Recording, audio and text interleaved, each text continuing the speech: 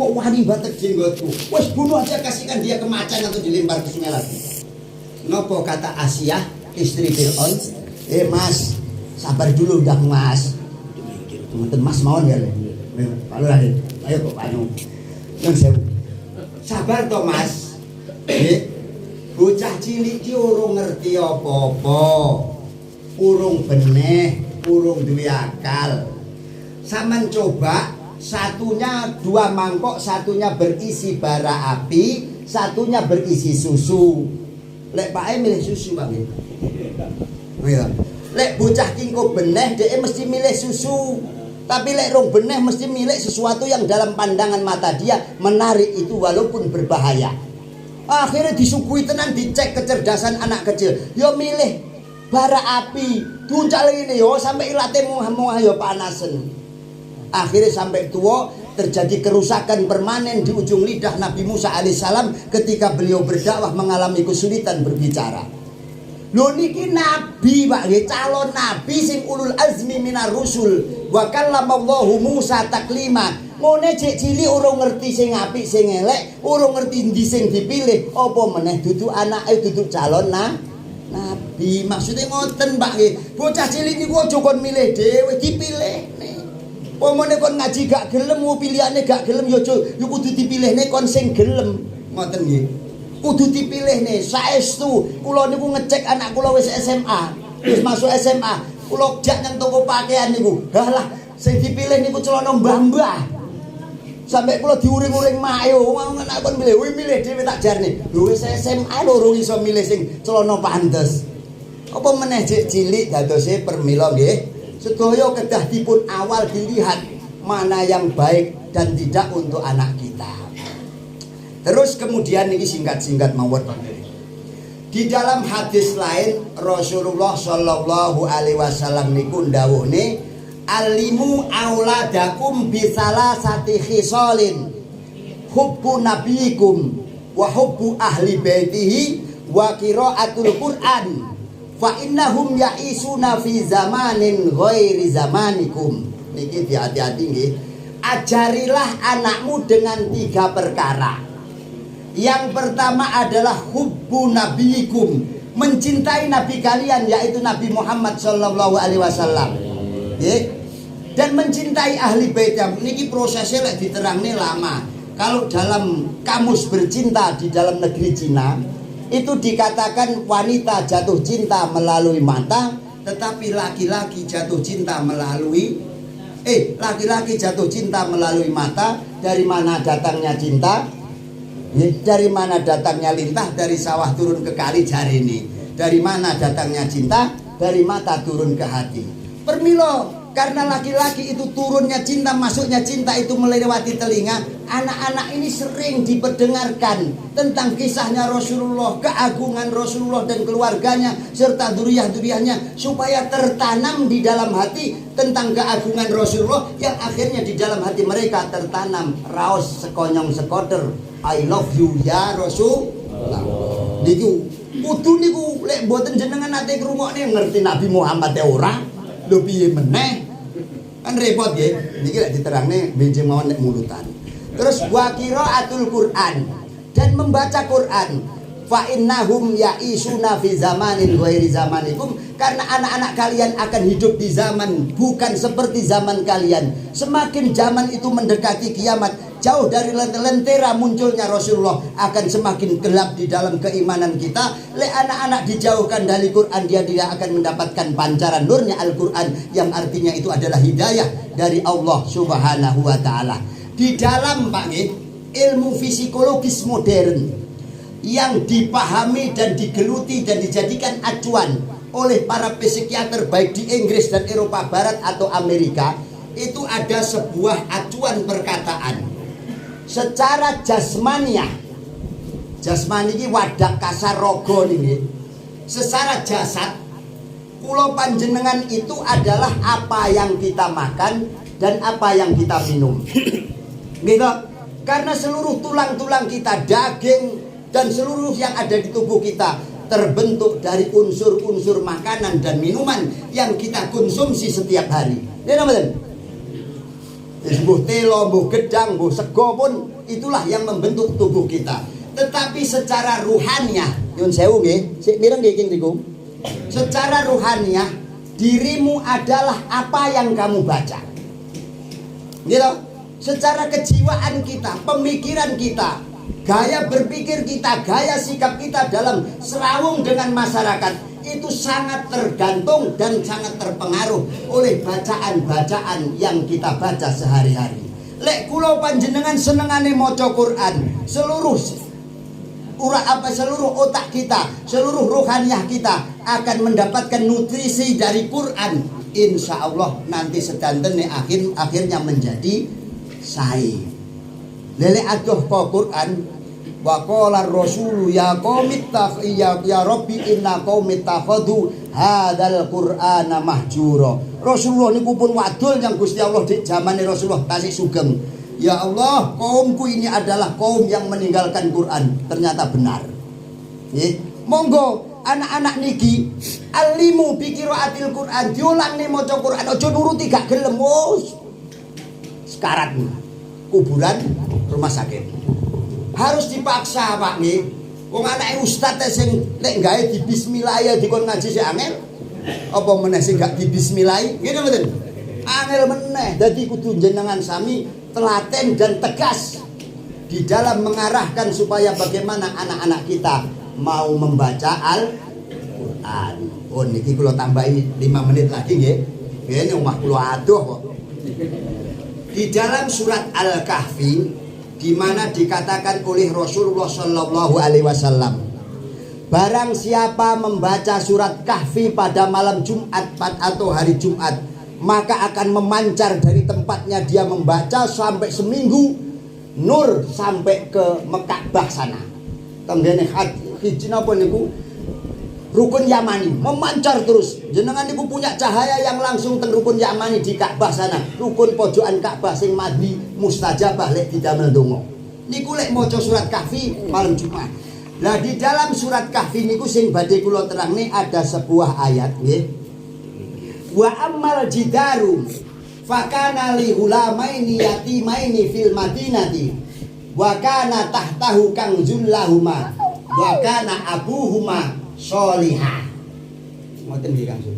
Kula niku rada lali-lali niku. Wis gak gampang-gampang lali angel.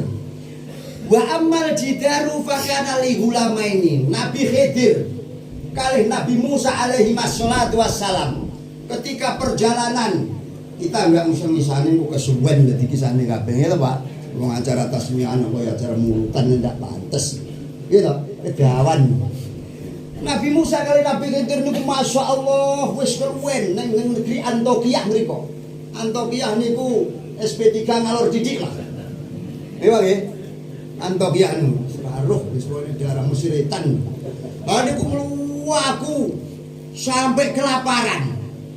Kali Nabi Khidir karena Nabi Musa pengen berguru. Dan ini kan harus dijanji lek berguru yang wong aja kakean tanya. Akan bacot cara Sulawesi. Wis berguru yang wong ora usah ditakok-takoki gurune sing dilakoni apa wis ngono-ngono. Lalu protes-protes sing firaku baini wa bainak. Ya, perpisahan.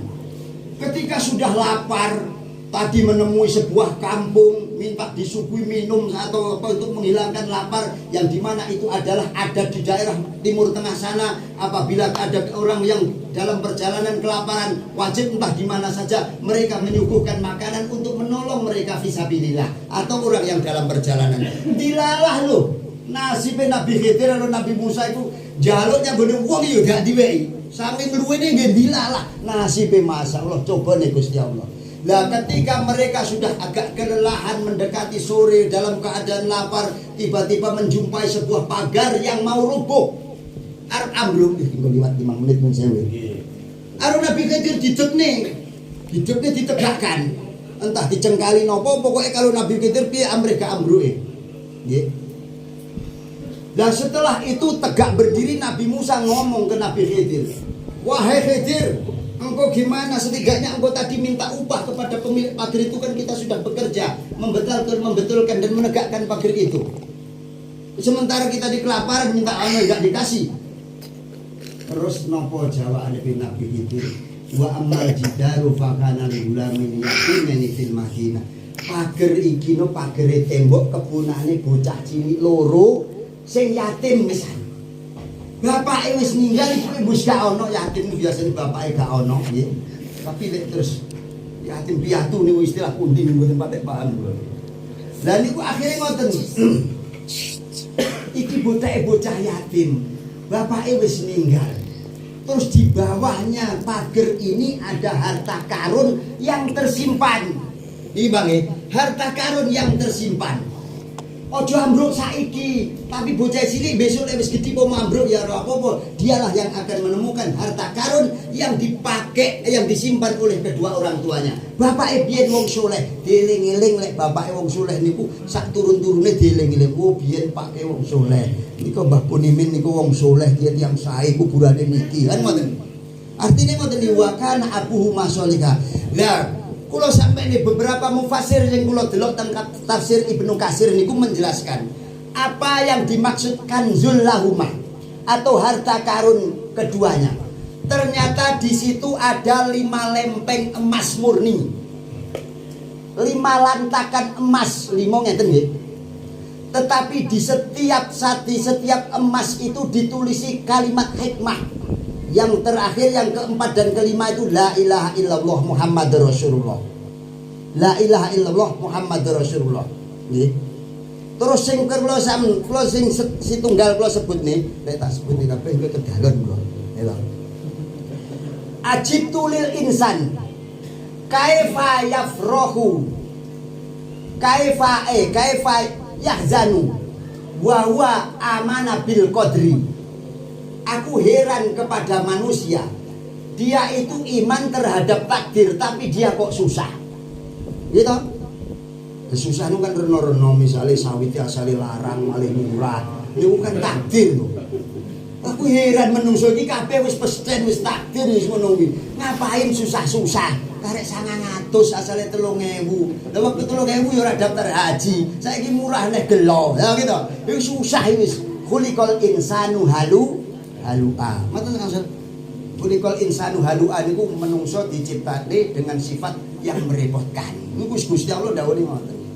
Lah terus besanu sing kula ingin sampaikan itu, bagaimana bijaknya dan baiknya orang yang oleh Al-Qur'an disebut sebagai wakana abuhu masolihah.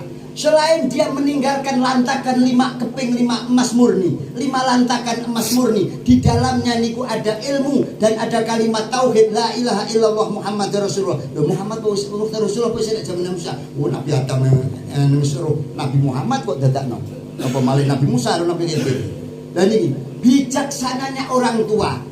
Orang tua dari anak yatim itu selain mewariskan 5 keping emas murni atau harta benda, dia juga mewariskan ilmu kepada anaknya. Ini sing penting Pak nggih. Orang anak ini hanya dijadikan cadangan yang akan mewarisi harta kita, tetapi yang akan mewariskan apa yang saya miliki dari kalimat la ilaha illallah Muhammadur Rasulullah dan hikmah-hikmah yang ada di dalam agamanya Allah Subhanahu wa taala. Ojo sampai me anak niku nggih, mek nggih kula sampai ulang 2 kali. Dia calon mewarisi apa yang kita miliki dari harta benda tanpa kita mewariskan ilmu dan tauhid akidah sing kula panjenengan miliki. Jenengan rugi, badhe nyesal saestu. Karena saya membaca yang saya ingat-ingat itu apa yang disampaikan Syekh Sufyan Ats-Tsauri muhaddits dan faqih radhiyallahu anhu wa nafa'ana Allah bi ulumih. Imam Sufyan Ats-Tsauri niki Pak Ki kula damel mengakhiri napa ingkang kula aturaken. Beberapa hari sak keluargane niku kelaparan. Gitu. Terus ketika sudah kelaparan total sekitar 3-5 hari, datanglah seseorang membawa sedekah diberikan kepada beliau sebagai guru ngaji dan pengajar. Apa yang dikatakan beliau? Sudah, aku tidak mau menerima sedekahmu, tidak mau menerima hadiahku. Anaknya muring-muring. Bah piye to panjenengan niku? Kita ini sekeluarga 5 hari enggak makan, kelaparan. Ada orang sedekah kok jenengan tolak. Napa jawab Syekh Sufyan Ats-Tsauri? Ya kowe le sing enak cangkemmu. Besok hisabe aku sing nanggung. Lho niku nggih. Walaqad ji'tumuna furoda kama Kama khalaqnakum. Sungguh kalian akan datang kepadaku sendiri-sendiri seperti aku ciptakan kalian dalam keadaan sendiri-sendiri. Gitu. Dan niku benjing ngoten niku permila monggo anak-anak dibelajari ilmu agama selain mewariskan harta, mewarisi harta yang kita miliki, ojo sampai enggak mewarisi ilmu dan akidah, karena itulah yang kita akan banggakan di hadapan Allah Subhanahu wa taala. Mugi-mugi kula panjenengan sami kalih Gusti Allah dipun paringi putra wayah keturunan ingkang soleh soleha sae sedaya panjang umur. Lek kula panjenengan ora cukup mlebu swarga modale dikit, anak-anak kita lah yang akan mengulurkan tangannya ke kita, mengambil kita untuk dimasukkan surganya Allah Subhanahu wa taala. Wonten kurang langkungipun kula nyuwun ngapunten ageng saageng-agengipun. Mboten usah donga malih mboten. Monggo njungo sareng-sareng mugi-mugi anak kula panjenengan dipun dadosaken tiyang kang saleh li hadil hajat di adin niat wal ridha syafati Rasulullah sallallahu alaihi wasallam. Syaulillahi al-Fatihah. A'udzu billahi minasyaitonir rajim. Bismillahirrahmanirrahim. Alhamdulillahirabbil alamin arrahmanir rahim maliki yaumiddin. Iyyaka na'budu wa iyyaka nasta'in ihdinas siratal mustaqim. Siratal ladzina an'amta 'alaihim ghairil maghdubi 'alaihim waladdallin. Amin. Bismillahirrahmanirrahim. Alhamdulillahirabbil alamin hamdan yafi namahu yukafi mazidah.